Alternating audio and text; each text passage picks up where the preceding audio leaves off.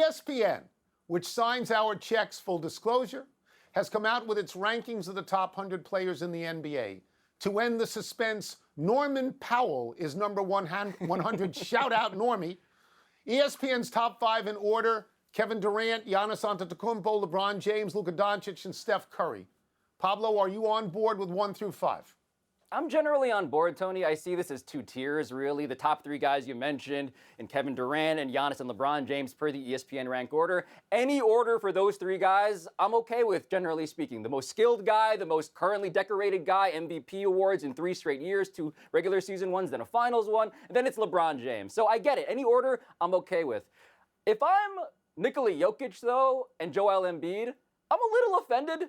That we finished 1-2 in the MVP race and Luka Doncic and Steph Curry are suddenly 4 and 5. That's where my ire might be raised if I'm one of those 2 guys. Well, I'll just address that briefly. Steph Curry's got a bunch of rings. I don't think those other guys have any rings. So if I'm Steph Curry, I'm not ceding my spot to somebody else. Let me just do this, and please do not be offended by this, but this is one of those days when it would be so great if Wilbon were here, and here's why. Because I'm going to go 6 through 10. 6 through 10, Jokic, Embiid, Damian Lillard, Anthony Davis, James Harden. No Suns, no Devin Booker, no Chris Paul. Wilbon's head would explode that no Suns were there. And now I'm going to go 11 through 15. Bradley Beal, Paul George, Chris Paul, Jason Tatum, Devin Booker. So thank God there are Suns. The universe is at rest now. But Paul George at number 12, a guy who's never won anything, who's never made a single clutch shot. And I will go further. People not in the top 15, Trae Young, Zion Williamson. A lot of people go see them. They are hot. And the most amazing thing to me is Russell Westbrook is number 29. Now, I'm going to tell you this.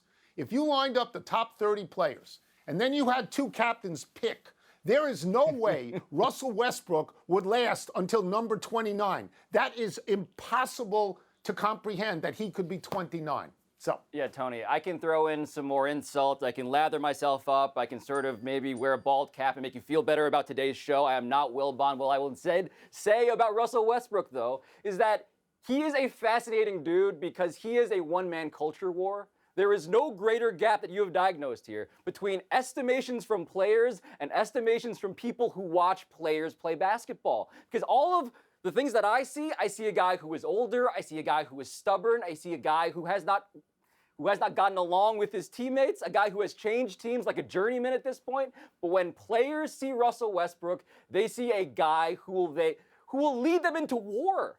I mean, it's a remarkable cultural battle that I am on the wrong side of. If you ask any NBA player, you are right about that.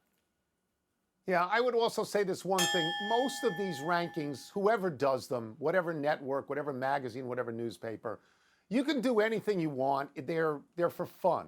As long as you have Kevin Durant, as long as you acknowledge he's the best basketball player in the world, which I think the Olympics proved, as long as you do that, I don't care where you rank them.